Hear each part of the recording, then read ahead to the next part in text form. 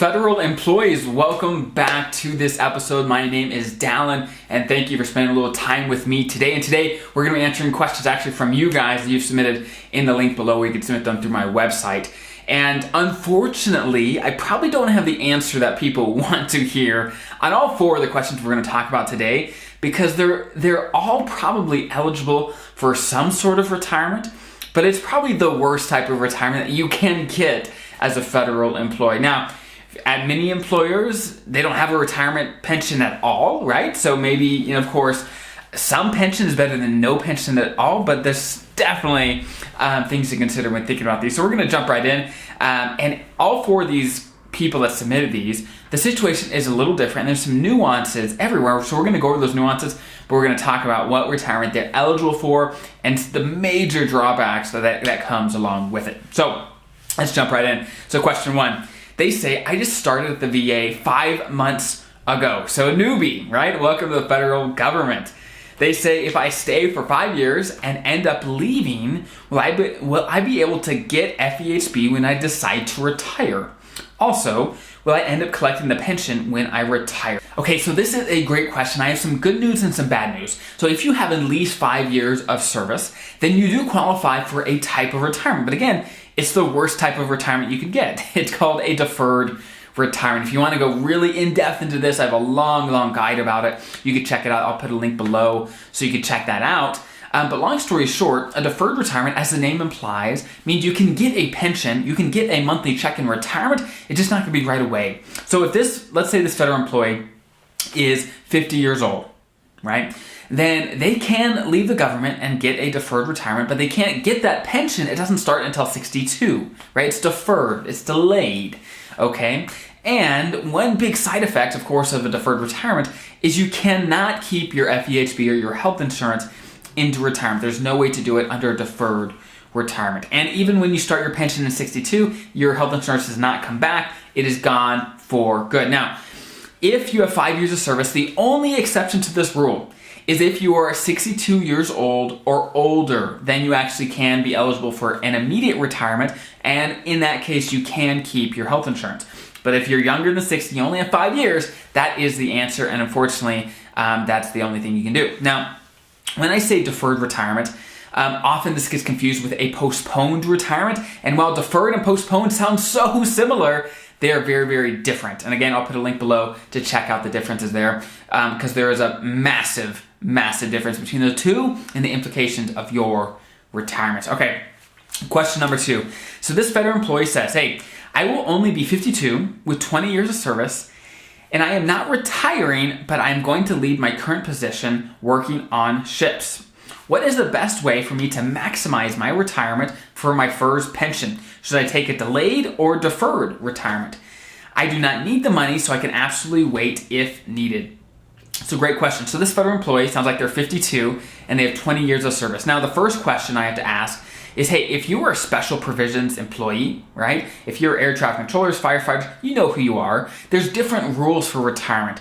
And if you are one of those with 20 years and 50 and older, you actually can get a pension right away. You can keep your health insurance, all that stuff. But if you're just a regular traditional FERS, if you got 20 years of service at age 52 and you're not offered an early out retirement or anything like that, then the only type of retirement that you're eligible for is a deferred retirement, right?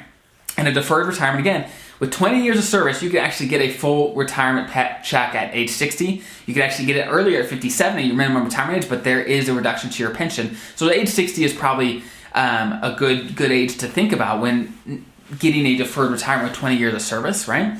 And so that's something to consider. Now, if you're just leaving your current position, you can certainly consider getting a different federal position so you keep adding to your retirement time, and so that when you actually do retire, you can keep your health insurance, you can get a pension right away, all those things. So that's something definitely to consider. Question number 3. This federal employee, they say, I've been with the federal government in a law enforcement capacity for 11 years, and I'm thinking of leaving. I have about 7 months of sick leave saved. Can this leave be counted as time towards my partial pension? Okay, so great question.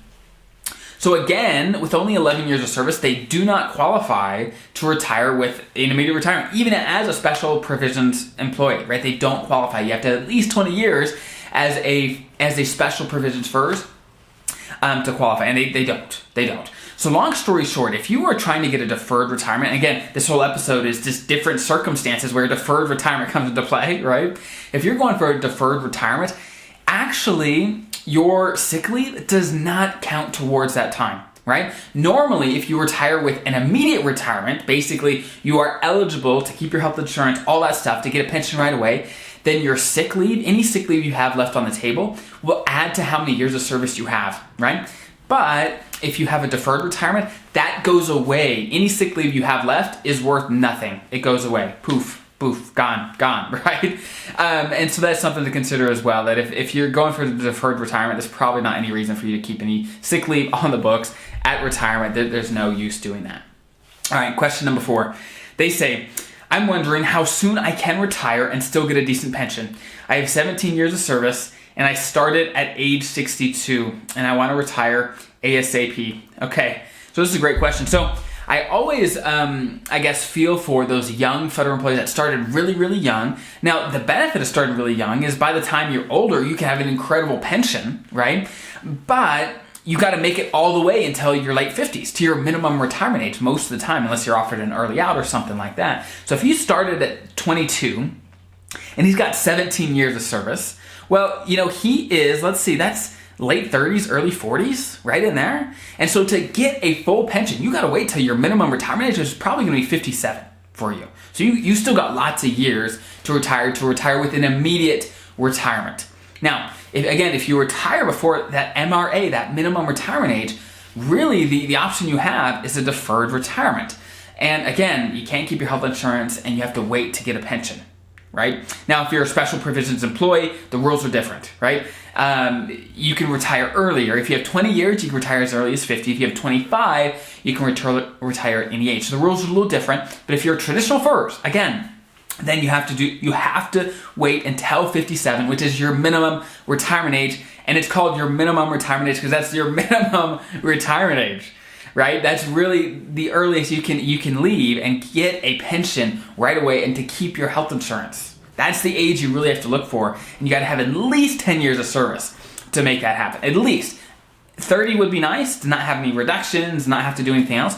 But at least 10 years of service at your minimum retirement age is a minimum, so you don't have to take a deferred retirement.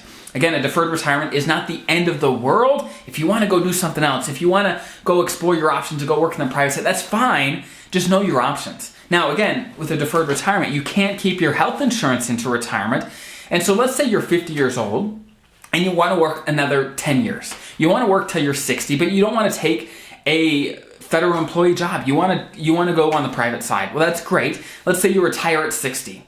Well, what is your plan for health insurance between 60 and 65? Because at 65 you could get on Medicare, but if you take a deferred retirement, you can't get your FEHB back. So what health insurance are you going to use between 60 and 65? Now, there's options out there. You just got to look at your options, right? What does that cost? What does that make sense for you? Because it's a lot harder than just having FEHB in retirement. So it really depends what your priorities are and what kind of things you want to have in retirement. So just know the facts. Know what type of retirement you're going to qualify for and know the pros and cons of that retirement. So I hope that was helpful. Again, some episodes, it is more bad news than good news, but hopefully that informs you of what a deferred retirement is all about and how that comes into play. Long story short, if you retire before you're eligible for an immediate retirement, you can get a deferred retirement as long as you got 5 years of credible civilian service.